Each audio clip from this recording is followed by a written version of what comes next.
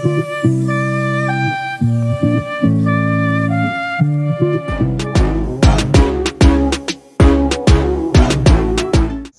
warahmatullahi wabarakatuh. Kembali lagi di channel Abdul Muhyi TV.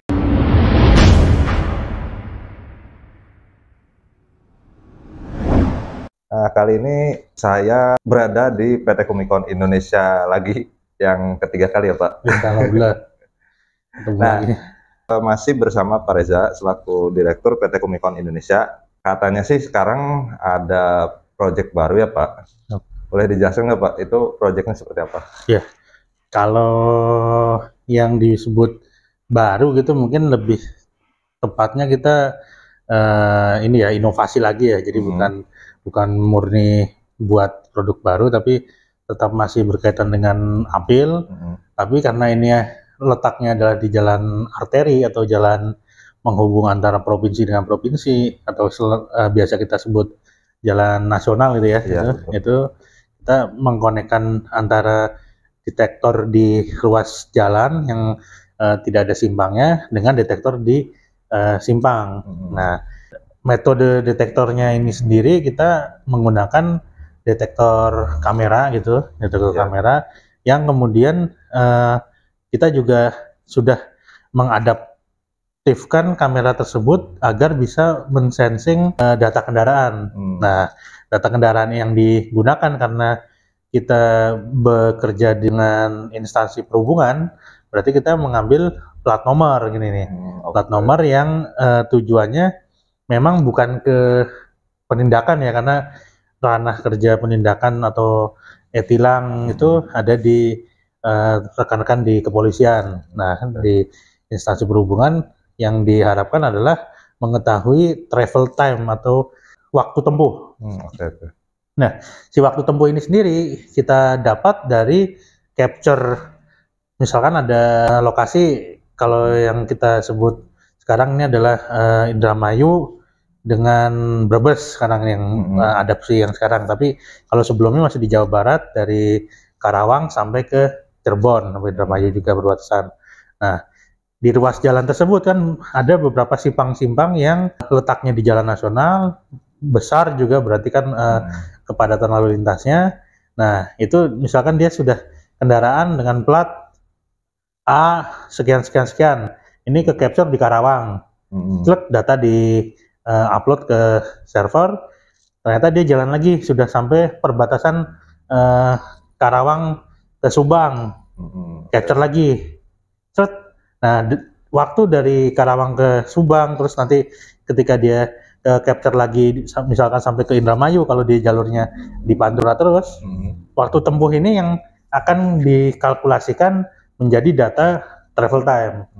Nah, itu bayangkan hanya satu kendaraan, kenyataannya per menit aja kita menggunakan satuan mobil penumpang atau SMP. SMP per jamnya berapa nih kendaraan yang lewat Pantura? Itu sangat tinggi, bisa ratusan, bisa.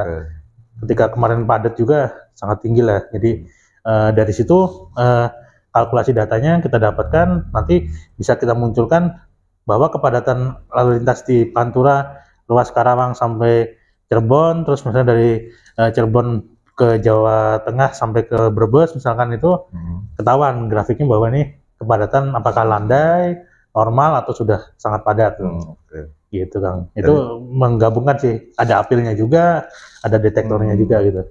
Jadi itu otomatis ya Pak, nanti hasil outputnya itu nggak perlu diketik lagi ya. Biasanya kan ada VMS itu kan manual mungkin ya? Ya, jadi kita sudah mengadopsi yang seperti itu, yang sudah otomatis. Tapi kalau sekarang ini kan kita lebih concern bagaimana memperbanyak titik nih. Karena semakin banyak titik detektornya, itu berarti kan semakin kita istilahnya mata kita tuh semakin banyak loh bisa memantau kendaraan. Nah, karena VMS-nya mesti kita akan kerjasama dengan yang sudah ada atau existing, jadi nanti tergantung dengan VMS yang ada, apakah dia bisa otomatis atau masih manual. Nah, itu biasanya detektornya berupa apa sih Pak? Kamera atau ada detektor tambahan gitu, seperti apa? Iya, ini menarik nih, karena kalau kita bicara detektor, ada detektor yang di bawah, ada yang di atas gitu. Nah, di bawah itu ada loop, atau dia menggunakan gelombang, kumparan ya. Kalau itu kumparan yang coil. Kalau yang loop ini lebih ke magnet yang dia ada medannya gitu, ada loopnya. Nah, ketika kendaraan di situ dengan kan mobil atau truk atau itu kan logam lah masih gitu. Nah, si medan magnetnya kan berarti terganggu. Nah, dia sensing berarti ada kendaraan. Itu biasanya untuk disimbang. Terus yang satu lagi di bawah itu ada coil, biasanya juga dia pakai kumparan yang dimana yaitu dia juga sama ntar dipasang di aspal gitu. Ya seperti kabel aja. Nah, ke sensing lagi situ. Ini antara dua ini sebenarnya sangat murah kalau dibandingkan dengan sensor lain. Cuman kita di Indonesia agak kendala nih, teman-teman. Jadi kalau tahu yang punya jalan kasarnya kan itu dinas PU lah ya, Kementerian PU yang punya jalan tuh, yang bikin aspal, yang beton gitu. Ketika kita bekerja di sisi yang lain, misalkan di instansi perhubungan, kita sudah masang sila gitu, besok hari atau mungkin sebulan kemudian, 2 bulan kemudian ada pengaspalan, itu koil kita hilang semua gitu, ketutup aspal udah nggak bekerja dia, atau istilahnya kena garuk, pakai di eskavator hilang.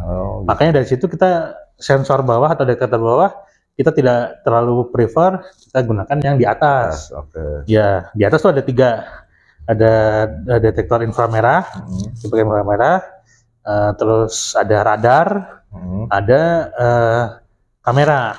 Nah, ini yang paling perkembangannya paling pesat itu adalah radar dengan kamera sebenarnya. Ya, cuman kalau di Indonesia curah hujannya tinggi kan tropis ya.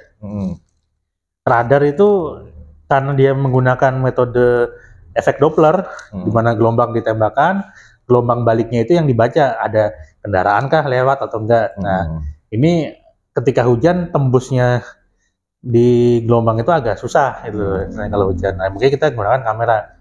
Jadi pertanyaan Kang Abdul nih, bukan kita nggak mau menggunakan yang lain-lain, tapi kita asas tepat gunanya ketika di Indonesia dan di jalan nasional yang tepat ternyata adalah metode deteksi kamera gitu. Kalau berbicara proyek yang tadi kan tentang kayaknya detektor itu yang sekarang kebanyakan dipakai itu yang mana sih Pak? Antara kamera, radar? Ya, kalau saya lihat perkembangannya kamera pasti nomor 1 gitu, karena kita bisa lihat produsen kamera sekarang banyak ya dia. Jadi kalau Kumikon menggunakan kamera yang pada dasarnya memang itu untuk lalu lintas. Jadi teman-teman pun di rumahnya punya CCTV segala itu sebenarnya detektor, karena di CCTV itu tahu kalau ada gerakan orang gitu, terus dia lebih membuka fokus lensanya lebih besar atau gimana, jadi ada orang lewat, jadi gambarnya tajam orangnya. Nah itu sebenarnya ada detektor juga, atau ada motion detection. Nah paling rendah ya itulah, atau ini sekarang kamera yang lagi buat ngerekam sama Kang Abdul nih, ini ada motion detection-nya. Ketika saya bicara gini mungkin gambar ke arah muka lebih dekat gitu. Itu karena jadi canggihnya detektor kamera, makanya akhirnya pilihan nomor 1. Yang kedua radar itu tadi masih kita gunakan, kita di beberapa tempat yang menggunakan detektor untuk kecepatan, radar itu paling bagus gitu. Jadi kita gunakan detektor radar itu untuk kecepatan paling bagus, karena dia benar-benar gelombang yang ditembak gitu. Kalau gambar kan image processing, ada orang lewat ditangkap terus diproses gitu loh. Kalau ini enggak, radar dia gelombang. Nah, jadi 2 itu yang kita masih sering gunakan. Tapi kalau di luar negeri, misalkan negara tetangga nih, Singapura tuh malah boleh dikatakan dia nggak terlalu senang pakai detektor radar atau kamera, dia lebih senang pakai yang di bawah coil atau loop magnet, karena kalau dilihat di sana juga memang kotanya udah negaranya udah ya rapi dan teratur, sehingga nggak kacau lah untuk kalau untuk memasang di bawah gitu, karena lebih murah gitu. Kalau sekarang mungkin proyek yang dimaksud tersebut apakah udah mulai Pak? Di simpang mana itu Pak? Kalau sudah mulai, sudah implementasi 2021 kemarin. Jadi kemarin pas Kang Abdul lagi main ke sini, kita lagi ngerjakan proyek gitu. Nah itu yang boleh disebutkan mungkin wilayah antara Karawang sampai ke Indramayu. Karawang itu kita ada di misalkan di terminal, terus gedung DPRD yaitu sampai ke luar perbatasan Karawang Subang itu juga ada. Jadi ada 7 simpang. Nanti jenis simpangnya kita sampaikan tipenya. Terus yang terakhir yang Indramayu ada di simpang ini Jatibarang. Ya, Jatibarang Indramayu. Dan Joni. Nah, itu yang terkenal tuh. Yang kemarin di review juga. Iya, ya.